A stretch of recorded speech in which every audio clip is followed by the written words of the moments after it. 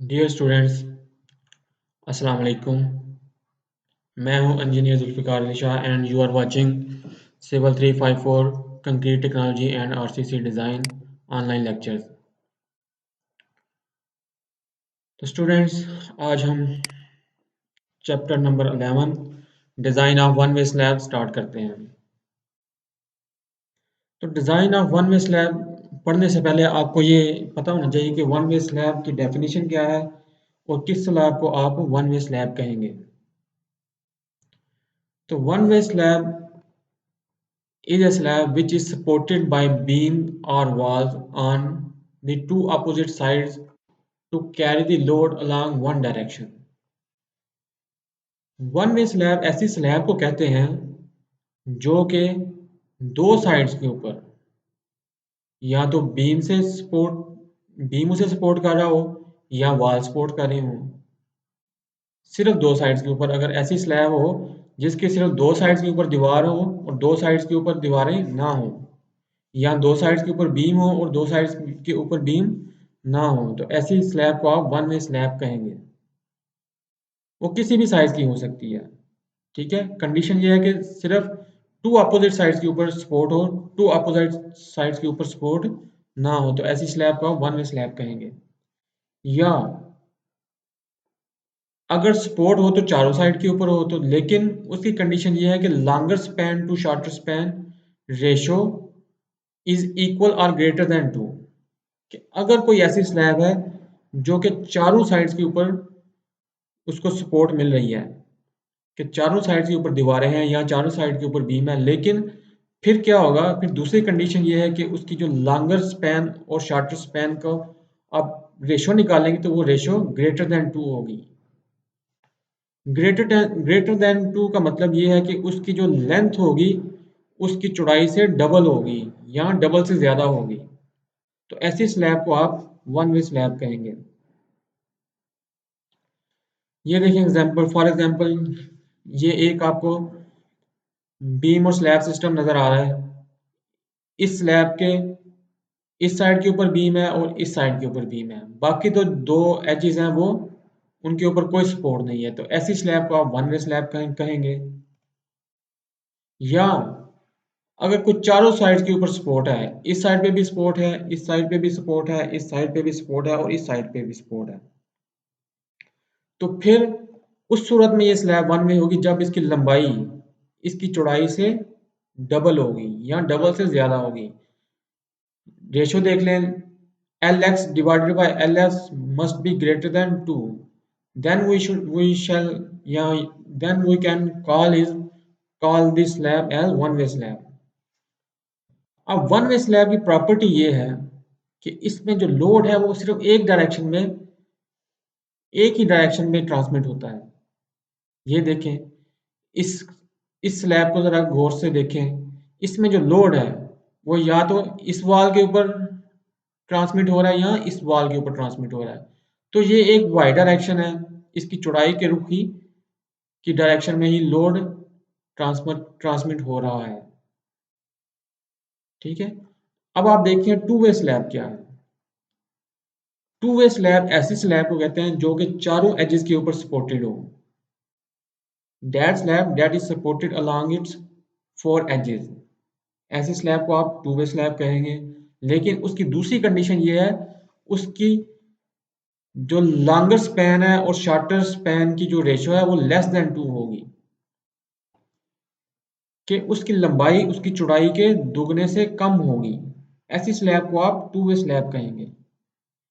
Two way slab की खासियत ये है कि इसमें जो लोड होगा वो चारों सपोर्ट्स के ऊपर ट्रांसमिट होता है टू वे डायरेक्शन में। इस डायरेक्शन में भी लोड ट्रांसमिट हो रहा है और इस डायरेक्शन में भी लोड ट्रांसमिट हो रहा है। इस तरफ भी लोड जा रहा है, इस तरफ भी लोड जा रहा है और इस तरफ भी लोड जा रहा है और इस तरफ भी लोड जा रहा है। तो एक्स डायरेक्शन में भी लोड जा रहा है और वाई डायरेक्शन में भी लोड जा रहा है।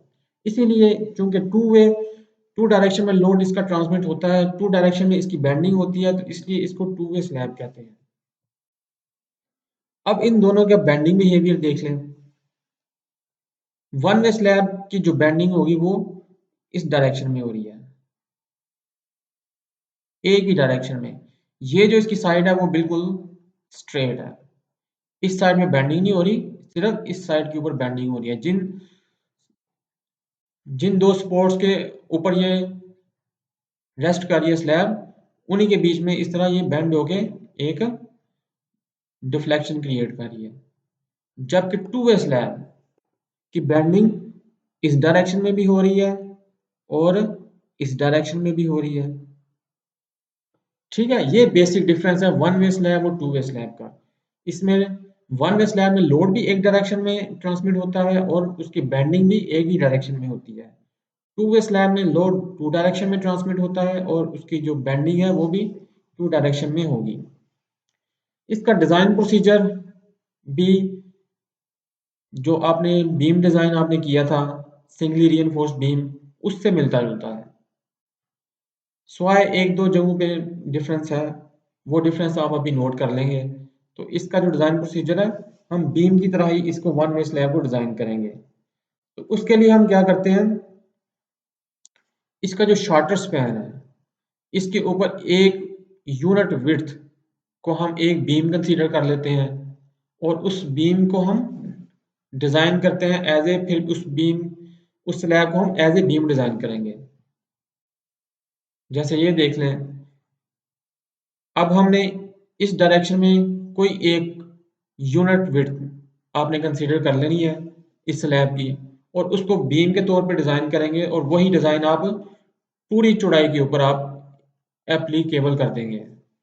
तो यही डिजाइन प्रोसीजर है वन वे स्लैब का। तो आसान ही है, जैसे पहले आपको इसकी थोड़ा सा आइडिया है, तो अब आप इसके इसके डिजाइन प्रोसीजर देखते हैं। स्टेप नंबर 1 में क्या करेंगे हम, find the ratio between longer span and shorter span and it should be less than 2। कोई भी प्रॉब्लम आपको पेपर में गिवन हो, कोई बुक में गिवन हो, तो सबसे पहले आप इसकी रेशियो मालूम कर लेंगे, longer span to shorter span ratio. अगर तो ये रेशियो लेस देन 2 होगी तो उसे आप टू वे स्लैब के तौर पे डिजाइन करेंगे। अगर इस यहाँ पे मिस्टेक हो गया, यहाँ पे लिखा है less than 2, it should be greater then 2। ठीक है, ये मुझसे मिस्टेक हुई है, तो आप नोट कर लें स्टेप नंबर 1 में, find the ratio between longer span and shorter span and it should be greater then 2 not less than 2।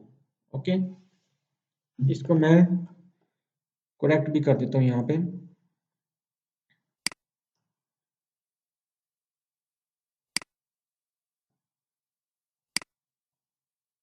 It should be,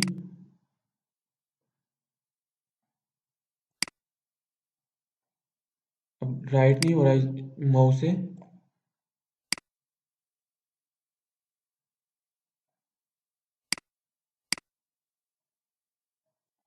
it should be greater then 2। Step number 2 पे आप मालूम करेंगे H minimum, जैसे beam design में हम करते थे। तो एच मिनिमम का फार्मूला है यहाँ पे L/20। बीम डिजाइन में यहाँ पे था L/16 सिंपल सपोर्ट के लिए, और यहाँ पे L/20 है, multiply by 0.4 plus Fy divided by 1 lakh. ये FPS सिस्टम में हम ये फार्मूला यूज करेंगे। अगर सिस्टम इंटरनेशनल में काम कर रहे हैं तो ये फार्मूला वही होगा, लेकिन ये जो फैक्टर है ये हो जाएगा 0.4 प्लस Fy डिवाइडेड बाय 700। बाकी फार्मूला वही है, यहाँ 1 लाख है और यहाँ पे 700 आ जाएगा। स्टेप नंबर 3 में आपने मालूम करना है अल्टीमेट लोड्स, और उसके बाद आप बेंडिंग मोमेंट मालूम कर लेंगे। अल्टीमेट बेंडिंग मोमेंट यूटीएल के लिए अल्टीमेट बेंडिंग मोमेंट का फार्मूला है WU_L² डिवाइडेड बाय 8, और अगर कोई पॉइंट लोड इसके ऊपर एक्ट कर रहा है तो फिर आप WU_L/4 ये वाला फार्मूला यूज करेंगे, WU_L/4। स्टेप नंबर 4 के अंदर आप इफेक्टिव डेप्थ मालूम कर लेंगे। Effective depth that is D. D का formula H minimum minus concrete cover minus half dia bar.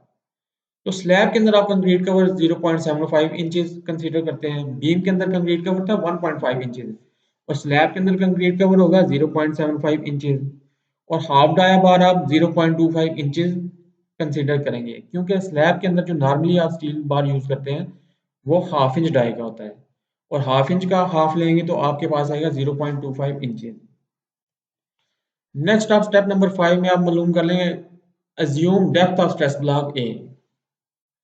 Depth of stress block यहाँ स्लैब के अंदर d/6 है, एज अपोज टू बीम जहाँ पे आपने d/3 लेते थे वहां पे बीम के अंदर, और यहाँ पे d/6 है। ये डिफरेंस है यहाँ पे। स्टेप नंबर 6 के अंदर आप एरिया ऑफ स्टील मालूम कर लेंगे मेन बार्स का। एरिया ऑफ स्टील का फॉर्मूला भी वही है जो बीम डिजाइन के अंदर था, mu divided by 0.9 fy bracket d minus a/2 bracket close. Area of steel मालूम करने के बाद आप दोबारा ए की वैल्यू को कैलकुलेट कर लेंगे। A is equal to ASFY over 0.85 FCB। और ये स्टेप नंबर 6 और स्टेप नंबर 7 आप रिपीट करेंगे जब तक कि जो ए की वैल्यू है वो प्रीवियस कैलकुलेटेड ए की वैल्यू के क्लोज नहीं हो जाती। स्टेप नंबर 8 के अंदर आप इस एरिया ऑफ स्टील को चेक कर लेंगे एएस मिनिमम के साथ। एएस मिनिमम का फार्मूला भी वही है 200 divided by FY into cross sectional area. ये FPS सिस्टम में आप यूज करते थे, और SI सिस्टम में 1.4 over FY multiply by cross sectional area. Step number 9 के अंदर आप स्पेसिंग मालूम कर लेंगे। ये डिफरेंस है यहाँ पे बीम डिजाइन में और यहाँ पे स्लैब डिजाइन में। बीम डिजाइन में आप नंबर ऑफ बार मालूम करते थे, लेकिन स्लैब डिजाइन के अंदर आप स्पेसिंग मालूम करेंगे, कितने सेंटर से सेंटर आपने वो स्टील को प्रोवाइड करना है। तो स्पेसिंग का फॉर्मूला यहाँ पे ये है कि एरिया ऑफ बार, जो बार आप यूज कर रहे हैं, अगर नंबर 3 बार यूज कर रहे हैं तो उसका एरिया यहाँ पे लिखेंगे, अगर नंबर 4 बार यूज कर रहे हैं तो उसका एरिया लिखेंगे। तो ये डिपेंड करता है आपके ऊपर। Divided by area of steel, जो कि आपने स्टेप नंबर 6 के अंदर फाइंड किया था area of steel, multiply by 12। FPS system में इसको 12 से मल्टीप्लाई करेंगे क्योंकि आपने 1 फीट विड्थ को कंसीडर करके आपने उसे स्लैब को डिजाइन किया था, इसलिए आप 12 इंच से इसको मल्टीप्लाई करेंगे। अगर आप सिस्टम इंटरनेशनल में काम कर रहे हैं तो वहां पे एरिया बार यहाँ पे मिलीमीटर में होगा, एरिया स्टील भी मिलीमीटर स्क्वायर में होगा, उसको आप 1000 मिलीमीटर से मल्टीप्लाई करेंगे क्योंकि सिस्टम इंटरनेशनल में यूनिट विड्थ होगी 1 मीटर। तो 1 मीटर को अगर आप मिलीमीटर में कन्वर्ट करेंगे तो वो 1000 मिलीमीटर होगा। देन आपने इसको कंपेयर कर लेना, इसकी वैल्यू को, जो आपकी स्पेसिंग आई है वो जो स्पेसिंग है वो 3h से कम होनी चाहिए। 3 टाइम h कि जो थिकनेस हो आपने मालूम किया उसको 3 से मल्टीप्लाई करेंगे, और ये जो स्पेसिंग कैलकुलेटेड है वो 3h से कम होनी चाहिए। मेन बार आपने डिजाइन कर ली, स्पेसिंग मालूम कर ली। अब आप चलते हैं डिस्ट्रीब्यूशन के बार के ऊपर। डिस्ट्रीब्यूशन बार वो बार हैं जो along the length of slab आप प्रोवाइड करते हैं। Main bars along the width of slab provide करते हैं, और डिस्ट्रीब्यूशन बार आप along the length of slab provide करते हैं। डिस्ट्रीब्यूशन बार मालूम करना यहाँ पे बहुत इजी है। तो उसके लिए एक फार्मूला है कि डिस्ट्रीब्यूशन बार आपने 0.18% ऑफ द क्रॉस सेक्शन, कि जो लंबाई और चौड़ाई होगी, क्रॉस सेक्शन होगा जो आपने अडॉप्ट किया है डिजाइन करने के लिए, उसको 0.18% से आप मल्टीप्लाई करेंगे तो आपके पास उसका एरिया आ जाएगा, area of steel in distribution bar. अगर ग्रेड 60 का सरिया यूज करना है, आपने स्टील यूज करना है, तो उसके लिए 0.18% एरिया प्रोवाइड करेंगे, और अगर ग्रेड 40 का स्टील यूज कर रहे हैं तो उसके लिए 0.2% एरिया आप प्रोवाइड करेंगे डिस्ट्रीब्यूशन बार का। उसके बाद आप डिस्ट्रीब्यूशन बार की स्पेसिंग मालूम कर लेंगे, जैसे कि आपने स्टेप नंबर 9 में मालूम की थी। और इसकी जो स्पेसिंग है वो 5 टाइम h से ज़्यादा नहीं होनी चाहिए। आप कंपेयर कर लेंगे स्पेसिंग मालूम करके कि कितनी इसकी स्पेसिंग की वैल्यू आएगी, और उसको 5 टाइम h से मल्टीप्लाई करेंगे, और इससे कम होनी चाहिए स्पेसिंग। लास्ट स्टेप के अंदर आप उसकी जो डिज़ाइन आपने किया उसकी ड्राइंग तैयार कर लेंगे। ठीक है स्टूडेंट, तो इसी के साथ आज का जो लेक्चर है वो अपने इख्तिताम पे पहुंचा। उम्मीद करता हूँ आपको इसकी समझ आई है। तो अगर कोई किसी को कोई कन्फ्यूजन हो तो वो मुझे आप टेक्स्ट मैसेज कर दें या इसी वीडियो के नीचे कमेंट कर सकते हैं। ठीक है, नेक्स्ट लेक्चर तक के लिए अल्लाह हाफिज़।